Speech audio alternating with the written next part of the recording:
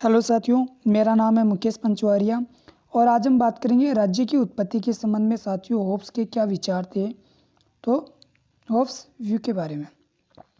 तो साथियों, सबसे पहले हम बात करेंगे सामाजिक अनुबंध, यानी सामाजिक अनुबंध के बारे में। होब्स के विचार उसकी प्रसिद्ध कृति लेवियाथन तिमिंगिल 1651 के अंतर्गत मिलते हैं। होब्स ने प्राकृतिक दशा का अंधकारमय चित्र प्रस्तुत किया है। साथियों, प्राकृतिक दशा में मनुष्य पर राज्य का अंकुश नहीं होता था। साथियों,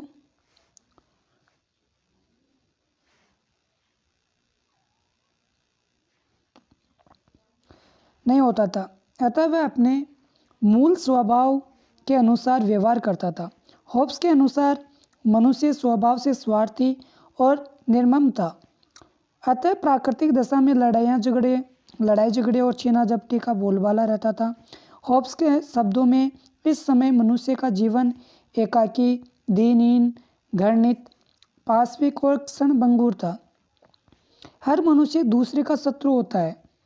अपने सुख के लिए वह दूसरों को पराधीन बनाने में संकोच नहीं करता। साथियों, वह पर चूंकि सबकी शारीरिक और मानसिक शक्तियाँ कुल मिलाकर करीब करीब बराबरी होती है, इसलिए कोई किसी को पराधीन नहीं बना पाता है।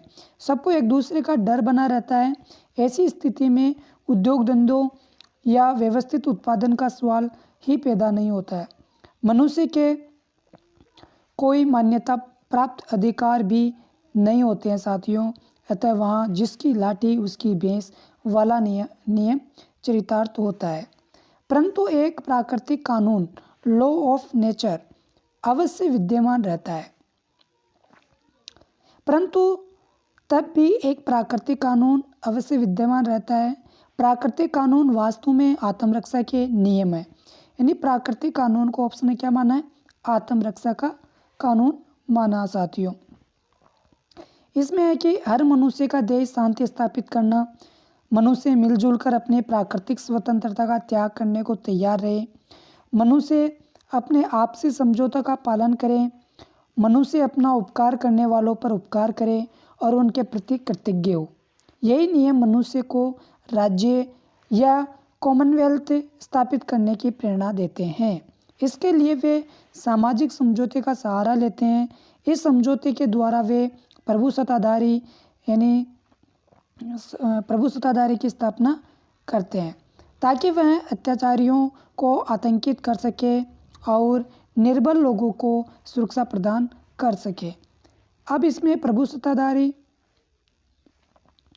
यहाँ पे एक कथन दिया हुआ है थॉमस होब्स का, जो लेवियाथन बुक से लिया गया। साथियों, लेवियाथन बुक थी वो 1651 की बुक थी।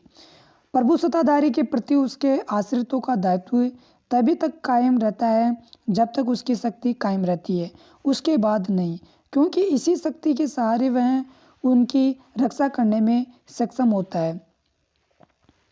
फिर इस समझौते के अंतर्गत मानो प्रत्येक मनुष्य दूसरे को यह वचन देता है कि मैं स्वयं अपना शासक होने के अधिकार को छोड़कर इस मनुष्य या इस सभा को शासन का अधिकार सौंपता हूँ।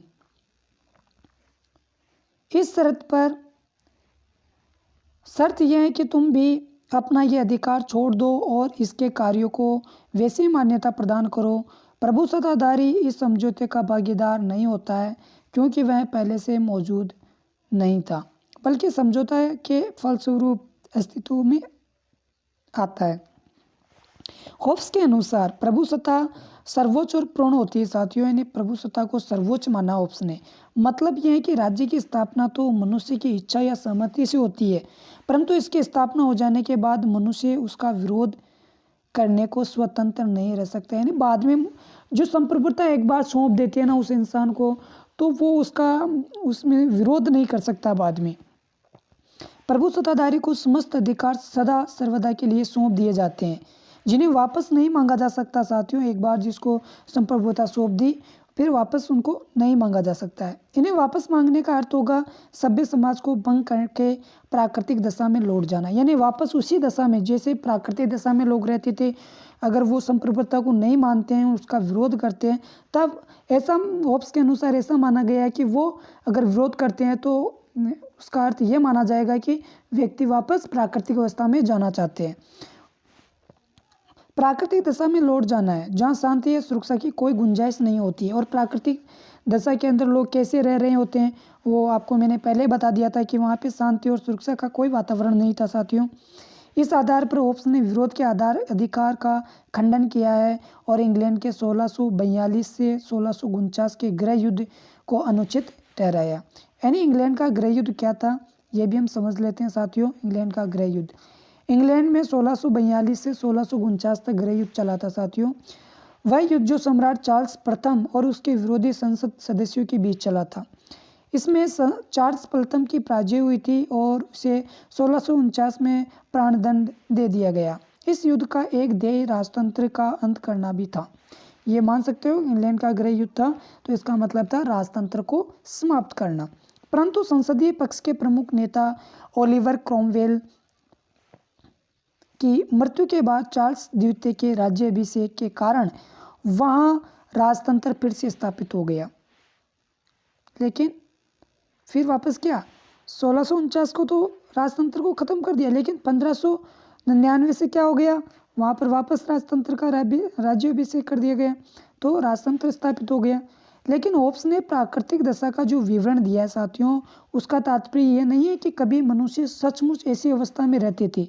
उसका अभिप्राय यह स्पष्ट करना है कि जब कोई स्थिर सरकार नहीं होती है तब मनुष्य की दशा कितनी शोचनीय होती है।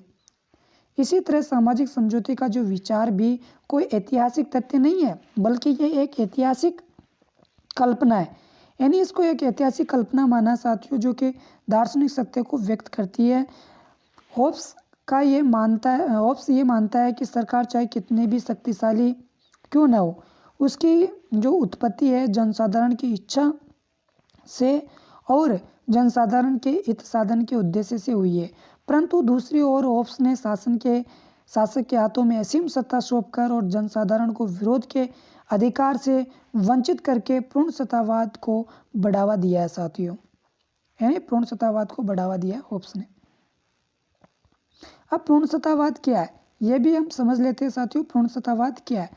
ऐसी व्यवस्था जिसके अंतर्गत शासक या जो शासक वर्ग है पूर्ण सत्ता का प्रयोग करता है। यानी जो शासक वर्ग होते हैं वो पूर्ण सत्ता का क्या करते हैं, प्रयोग करते हैं।